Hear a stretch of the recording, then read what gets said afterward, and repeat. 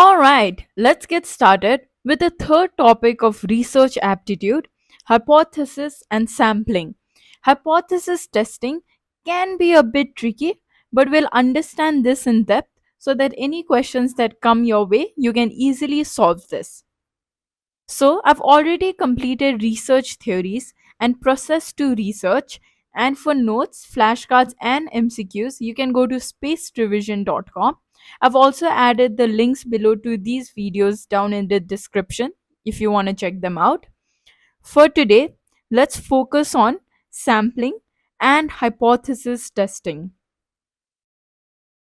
Sampling is a very important component to research, and it really makes or breaks your research because if you've not done your sampling correctly, then there can be a lot of biases, incorrect data that you've collected, and then your entire research is based on false data. So, this is very important. So let's understand few ways on how we can do sampling. There are two major ways that we can do sampling. One is probability sampling and the other is non-probability sampling. Each of them have their own uses on different type of research. So let's understand them one by one. First is probability or random sampling. So, whenever you hear probability sampling, always have this key term in your mind that each member or any member has equal chance of being represented in your sample space. Okay? Has equal chance of being represented. And that's the key term for probability sampling. Probability or random sampling method ensures that each member of the population has an equal chance of being chosen. So it's random, it's not predictable, thus providing a representative sample. And because everyone has an equal chance, you have no biases creeping up in your research. So, with surety, you can say that you've not manipulated your data because it is chosen at random.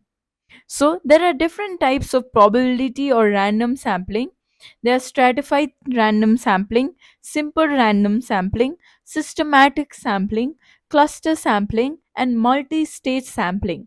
And you can expect direct questions in UGC Net Paper 1 from this particular topic. First is systematic sampling. It involves every kith member from the population after a random start. So imagine there are like 1000 people in your population size. What you do is you randomly choose a number 5 or 3 or 4, and then from there you can choose every fourth person or every third person or every second person. So you're doing it systematically. Next, we have simple random sampling. It is like a ballot being chosen. You have all these people, and then you have a dice, or you're randomly picking up numbers and saying, okay, 1, and then maybe 22, maybe 29, maybe 72. So it's that random. You're just picking out randomly from a list of different population. It's like the claw game where you just randomly choose a toy. Next, we have stratified sampling. The population is divided into homogeneous subgroups called strata, and then simple random sampling is performed with each stratum. Why this is necessary to divide into stratum is sometimes the population is too huge. So you want to divide them into multiple groups and then randomly pick from that group so that even in that huge population, you make sure that everyone has an equal chance of being represented. So that's why we use stratified sampling.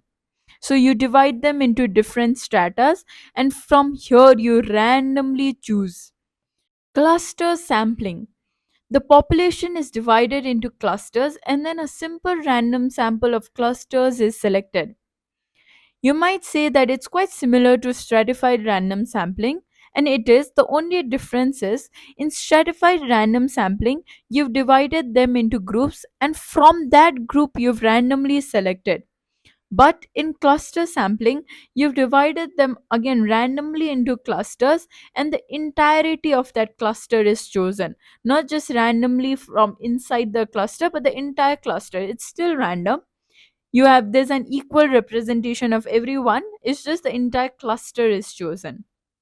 Again, if your population is too huge, then you have to divide it into smaller sectors, and that is done through multi-stage sampling. So it combines several sampling methods. First, you use stratified samples. Let's say you're taking the entire population of India. You first divide them into geographically north, maybe central, and then south. And this is done randomly. And then you divide them into states, again randomly. And then you divide them into clusters, such as districts. And then again, each cluster from their villages, again households, and then you randomly select it. So each of this, whether to divide them into north, south, central, southeast, west, you're doing it randomly. And then again you're doing it randomly the different states, again randomly districts, again randomly villages. So it keeps on flowing randomly, randomly, randomly. Okay, so that's multi-stage sampling. So one thing you have to remember about probability sampling is it's random, and everybody, because it's random, everybody has an equal chance of being selected. Next we have non-probability sampling, so just the opposite of it. It's not random, and the selection is unequal. Non-probability sampling involves selecting samples based on criteria rather than random chance. Unlike probability sampling, non-probability sampling methods do not guarantee that every member of the population has an equal chance of being selected. These methods are often used when it's difficult or impractical to obtain a random sample, or when researcher wants to specifically target certain groups. For example, if you're doing a research on, let's say, trauma faced by cancer patient, then you would want to specifically look at cancer patient, right? And how do you do it? You go to the nearest hospital and look at cancer patients. So a non-probability sampling there. One characteristics of non is that selection process is based on the judgment of the researcher or some other non-random criteria. So, what are the different types of non probability sampling? Convenience sampling, purposive sampling, quota sampling, judgmental sampling, snowball sampling, and volunteer sampling. So, let's understand each of them. And again, you get direct questions. So, you have to understand the key term and the definition of each of them. Convenience sampling, and this is something that I think a lot of us have used, especially those who are studying in their masters or especially in graduation level, where you do convenience sampling. If you have to do primary research for any assessment, then you kind of choose the easy path, right? It's for 20 marks, you're still doing a research, you're still conducting your doing a sampling. So even to learn, convenience sampling is really helpful. In this method, participants are based on their easy accessibility or availability of the researcher. For instance, serving individuals passing on the street or using volunteers who are readily available. So, convenience sampling, you just choose the first option that comes your way. Next, we have purposive sampling. Researchers deliberately select participants based on specific characteristics relevant to the research objectives. This method is useful when researchers aim to study a particular subgroup within the population. Let's say you're trying to understand something related to the history of Sikkim. So, what do you do? In order to study the history of Sikkim, you look at historians, you talk to archaeologists, you talk to authors of books who've written on Sikkim. So, you are purposively selecting these authors based on your research. So, this is purposive sampling. From this particular population, I'm choosing historians, archaeologists, authors, those who know about the history of Sikkim. So, only experienced professionals for an in depth interview. Next, we have quota sampling. Quota sampling involves dividing the population into subgroups or strata, very much like stratified random sampling, and then setting quotas for each subgroup. So once you divide them into subgroups such as adult males, adult females, children, or there can be more groups, Post this, you are selecting non randomly but to fill these quotas. Let's say you need 50 men, so you're just selecting all the men and then putting it in your quota sampling, and then maybe 60 women and then maybe 70 women. So the first child who comes their way, you're putting them into different quotas. So non randomly, you're selecting all these people just to fill the quota of the sample size. It does ensure representation of different segments of the population, but it lacks the randomness of probability sampling.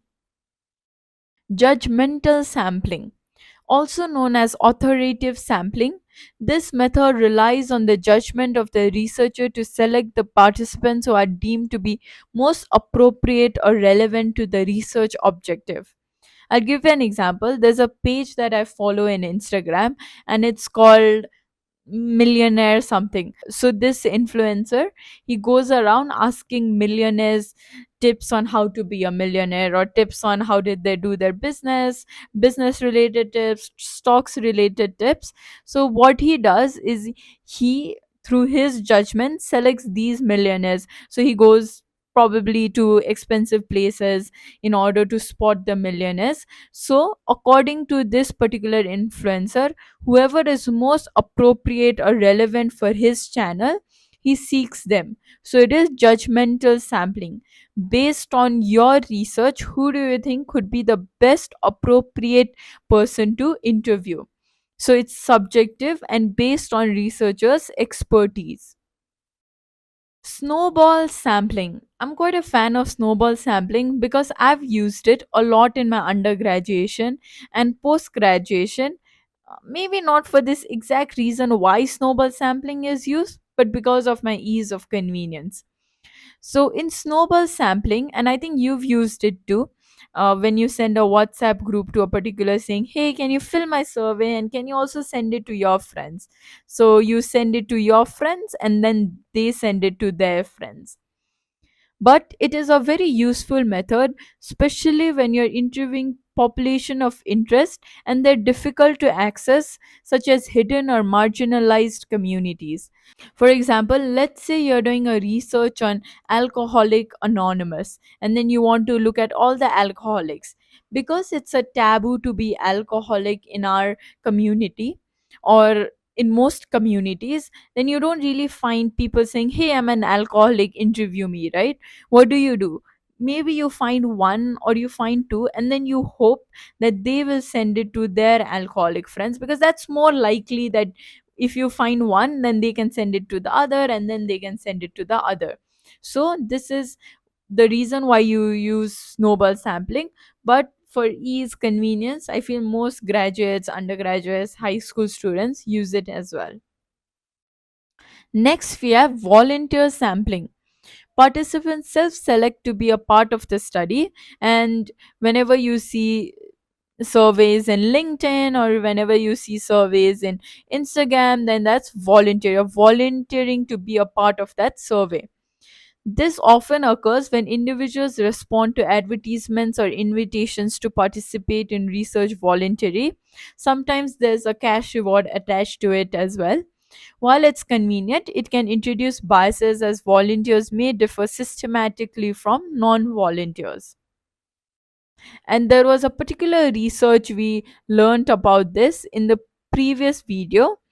I hope you know which bias I'm talking about. If not, then please watch the video that I've added in the description below. Hypothesis testing. This is probably one of the most important topics that you need to study, not just for UGC NET paper 1, but also as a research associate, as a professor, or frankly for anyone in any field that they are trying to test their assumption. So, hypothesis testing is simply you're testing whether a statement or a hypothesis that you came up with, probably through inductive or deductive reasoning or any type of reasoning, whether this statement is correct or not. And it could be anything from the most complicated statements to the most easy ones. So, let's take an example to understand this. Let's say I come up with a hypothesis saying that if I change the name of my group from UGC Net Paper 1 Made Easy to UGC Net Paper 1 Made Super Easy, and maybe I write this and I just like double line this with a color and then make it, put few stars here, make it more attractive. Okay, this is a simple direct UGC Net Paper 1 Made Easy, and this is more attractive version of it. And I say, I believe that if I do this, if I make it more attractive, then more people are gonna join my course. And I say, let's say maybe 60% more people are gonna join my course, or 80%. I do not know this for now. What I know is I am coming up with a hypothesis saying, if I change this, then more people will join my course. So, what is my null hypothesis? And this is a very important word, a very important key term that you should understand, and understand it very deeply, that what is null hypothesis and what is alternate hypothesis. Null hypothesis states that any observed differences, effects, or relationship in the data are due to random variation or chance alone, rather than to any systematic or meaningful underlying factors. It typically represents a statement of no effect or no difference. Okay, so coming back to this, my null hypothesis is right now I have 100. If there's no changes, if there's nothing, then it's gonna stay as 100. Now, what is the alternative hypothesis? Is that any observed differences, effects, or relationship in the data are not due to random variation or chance alone. Instead, it asserts that there's a specific effect or a relationship present in the population which is reflected. Now, let's say my null hypothesis was 100 people, and my alternative hypothesis is more than 100, right? Now I'm coming up, now I'm doing research in order to prove this or not. So let's say if there is a change, let's say in 2 months I went from 100 to 100, 200, and I say it's because I changed my topic name. I changed it to made super easy, I put some red colors, and I made it more attractive. Now I need to test whether is it because I made the topic interesting that more people are joining, or just because of time, because of something else, that people are joining my course. Are people joining my course random, which is given by null hypothesis, or is it because of this particular variable which is given by alternative hypothesis? So my hypothesis, my statement, I'm saying it should be because I've made it more attractive, and I'm testing it, and now I'm testing that. Okay, now I need to make a decision whether my hypothesis is correct or not, whether my alternative hypothesis is correct or not. Right? I've come up with the numbers, I've come up with everything. Now, how do I make that decision? Saying, how do I trust my decision? How do I say that, okay, my alternative hypothesis is correct, that I'm rejecting the idea of my null hypothesis? So, how do I do that? I do that by using level of significance. So, what I do is I come up with a threshold saying that if, suppose, let's say, my assumption or the probability that I am correct or I am incorrect is more than this or less than this, then I for certain am saying that, okay, now I can either reject or I can either accept my null hypothesis. If I reject, that means I'm accepting my alternative hypothesis. If I accept, that means I'm rejecting my alternative hypothesis. So, this particular threshold is called level of significance. Okay. And there is a way to calculate the level of significance. There's a way to calculate the p statistic. So we'll come to there one by one. But you don't need to get in very deep in this as well. You just need to understand that level of significance is like a threshold value that you as a researcher are choosing. You can either choose 0.05, and this is the what most common level of significance that most researchers choose, or you can choose 0.01, you can even choose 0.10. It's up to you, but the rule of thumb in research is to choose 0.05. So according to this particular threshold, I'm choosing to reject or accept my null hypothesis. Okay, so I'll go a little bit deeper, but understand this in an analogy way. That level of significance is the threshold. So now you've chosen a threshold. Now you need to compare this threshold with something to say that you're accepting or rejecting. Now, whatever you're comparing that with is called the p value, and it is the probability of you getting that statistics. So p value basically determines what is the probability that I get this particular statistics or this particular test given that my null hypothesis is true. Okay, so this is very important that you have to learn. Probability statistics is always given that the null hypothesis is true. That's why everyone says rejecting null hypothesis, accepting null hypothesis. It's always given that null hypothesis. So null hypothesis is like the hero out here. So what is the probability? So that is given by p statistics.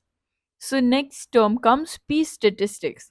It is a probability associated with test statistics, and this statistics, there's a mathematical way to search it, and there are different types of test statistics, and this is something you don't need to go very deep in. You won't get asked in UGC net the formula, or you need to calculate particular sum. So just understand, so probability that this statistics comes true, the fresh the whether it's more than the threshold or less than the threshold, based on the fact that your null hypothesis is true. Okay, it represents the probability of observing the test statistics, or a more extreme value if the null hypothesis were true. P value indicates how likely it is to obtain the observed results purely by chance, assuming that the null hypothesis is true. And this is what null hypothesis means. A small p value less than the significant, so small p value which is less than 0.05 suggests that the observed value is unlikely to have occurred under null hypothesis, leading to the rejection of the null hypothesis. And just look at this logically. Let's say you get a p value, you calculate it, and you say you get 0.03, which is less than 0.05, and this is the threshold that you've set up for your particular research. Let's say you have only 3% chance that this particular thing is happening because of your null hypothesis, that there's only 3% chance that it is random. So what do you, it's not random, so you reject your null hypothesis, saying if it is less than 0.05, then it's not random, then you reject your null hypothesis. Conversely, a large p value, let's say zero point 0.3 is more than 0.05, suggests that the observed result is consistent with what would have been expected under the null hypothesis, leading to the failure of null hypothesis. So if it is more than 0.05, let's say 30% chance that it is because of randomness.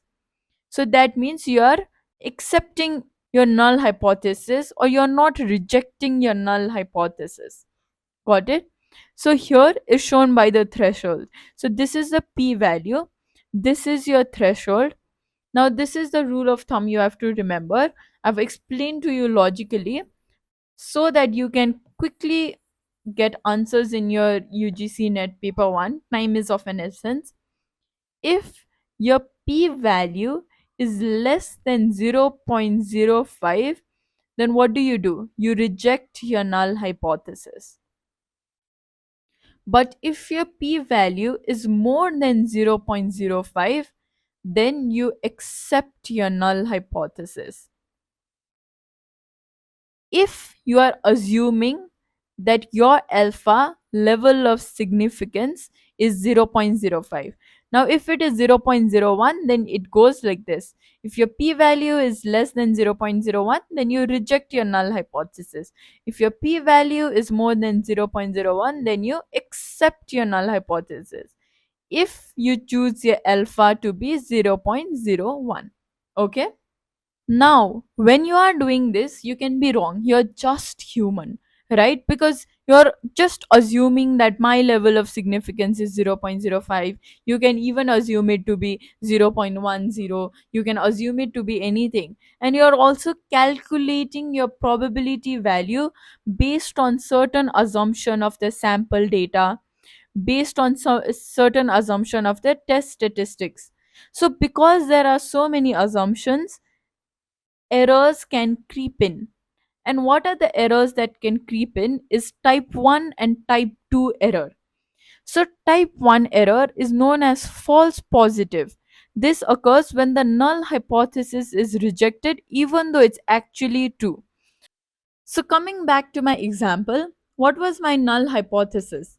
My null hypothesis was basically there is going to be no changes in the number of people joining my cohort. But my alternative hypothesis was that there is going to be changes if I make my name more attractive, right? Now, let's say I come up with the t statistics, I come up with the p value significance level, I do my hypothesis testing. Now I've done all my research and I say that yes, if I change the name of my course, then number of people joining will increase, and then I change it. Let's say I change it. Let's say I make net paper one made super easy by Priya, and then I put red colors. I make it more interesting. Okay. Now, after 2 months, I realize there's not even one extra person joining my course. So, what has happened? I rejected my null hypothesis saying that there is gonna be no, even though it was actually true, that there was gonna be no changes. So, this is more harmful because an innocent person can get convicted because of this. So, it is called false positive. Next, let's say I say, Array, it's gonna be no changes.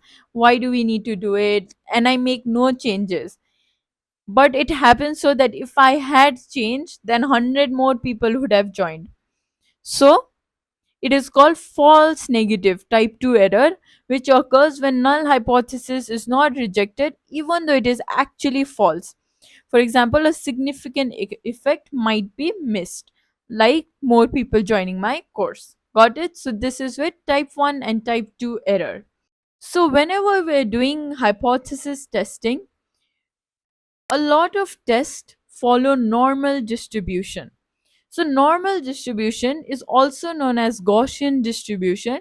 It's basically a symmetric probability distribution that is commonly encountered in statistics and probability theory. And normal distribution is very famous because it makes things easy for us. So, a lot of test statistics such as t test, z test, they all follow normal distribution, and it makes calculations really easy. It is characterized by a bell shaped curve with the mean at the center and the standard deviation determining the spread or dispersion of data around the mean. And another reason why normal distribution is really famous is because in all large samples, take population, take any large sample, you will notice that every feature of these large sample is normal distribution. So the more you increase your sample, there is more representation of the entire population in the sample. There's less biasness in your sample, there's less error in your sample. And you should know this: one standard deviation, this contains about 68.26% of your values. Two standard deviation from the entire sample space contains about 95.44% of the values, and three standard deviation contains about 99.722% of all the values in your data set. So, test statistics. Here we discussed when we are doing this sample how we come up with the probability statistics, and one way to do this is through test statistics. The threshold and what to determine this threshold with is test statistics. Test statistics is a numerical value calculated from the sample data during hypothesis testing. Its purpose is to provide a basis for decision making about the null hypothesis. So we have different types of test statistics, and all of these are used in different aspects. We have T statistics. Students, T statistics is a very famous statistics, and we usually use it for T test or regression test, and we usually use it when we have less than 30 sample space. Next we have F statistics. We use it when we have multiple groups in order to check the difference between multiple groups, and we usually use this with ANOVA, MANOVA or ANCOVA. Next, we have Z statistics. When we have the sample size of more than 30, then we use Z statistics, and it is Z test.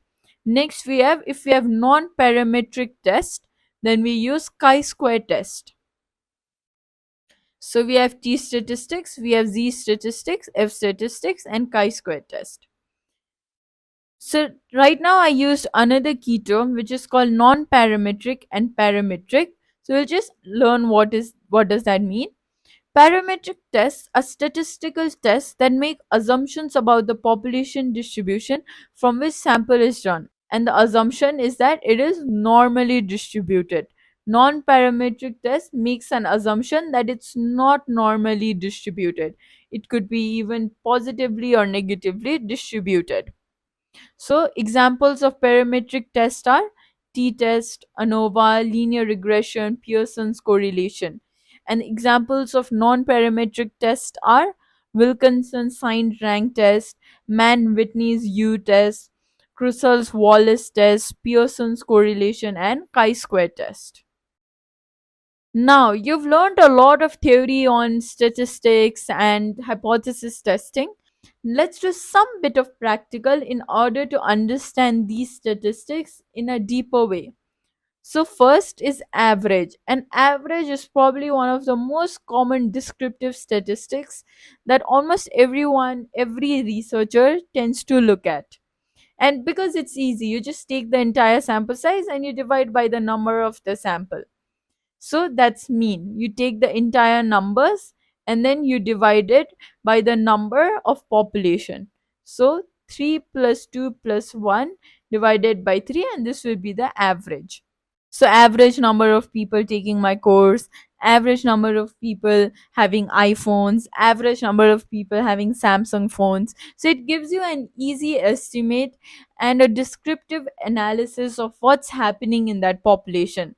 So it's easy and tells you a story. Next is standard deviation. Standard deviation is basically by how much is the data going away from the mean, from the average. So let's say on an average in Gangtok, 50 or 60% of the people have iPhone. So based on this average, how many people are differing away, how many people don't fit this average is given by standard deviation. So let's do a quick sum to understand this. So data set is 5, 10, 15, and our task is to find the mean and standard deviation. So how do you find the mean? You do 5 plus 10 plus 15 divided by the total number, which is 3, by the frequency. So 15 plus 15 divided by 3, which is 30 divided by 3, which is 10. So our mean is 10. Next we have standard deviation.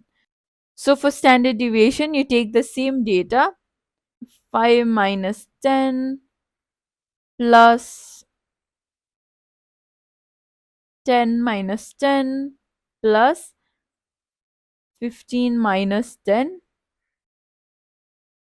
whole square divided by 3. So we have minus 5 whole square plus 0 square plus 5 square divided by 3. So we have 25 plus 0 plus 25 divided by 3. So we have under root of 50 50 divided by 3. So approximately you get 4.08 if you do this calculation. So our standard deviation is 4.08. Sometimes you get asked question on this, so you have to know the formula, and these are very easy question, but this is how you solve them.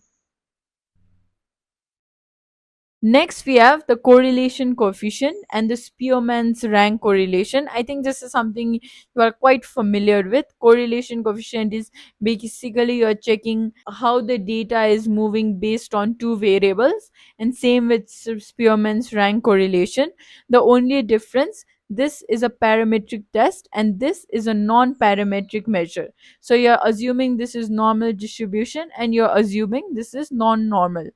Next thing you have to remember is the range is from -1 to 1, and Spearman is also -1 to 1, and regression is from 0 to 1.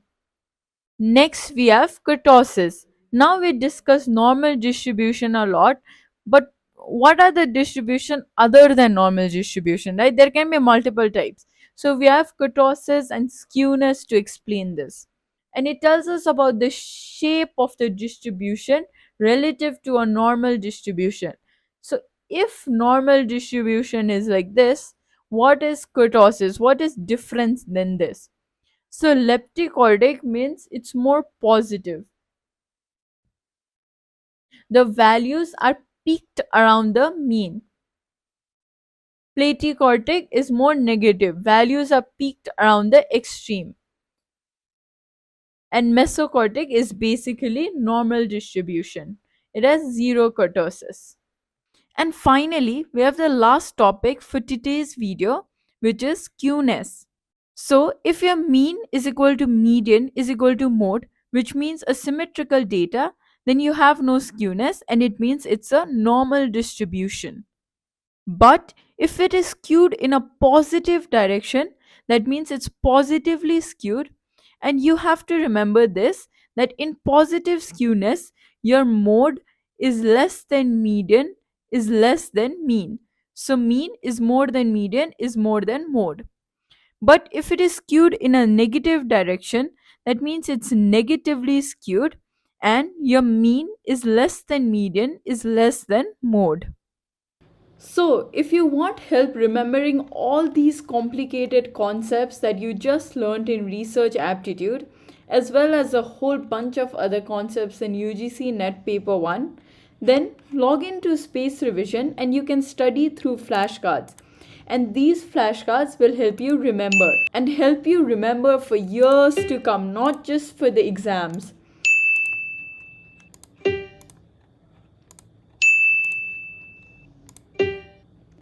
And you can even do the PYQs that have come in the past years, all the important ones, and get all the premium quality notes at just $2.99. So log in now.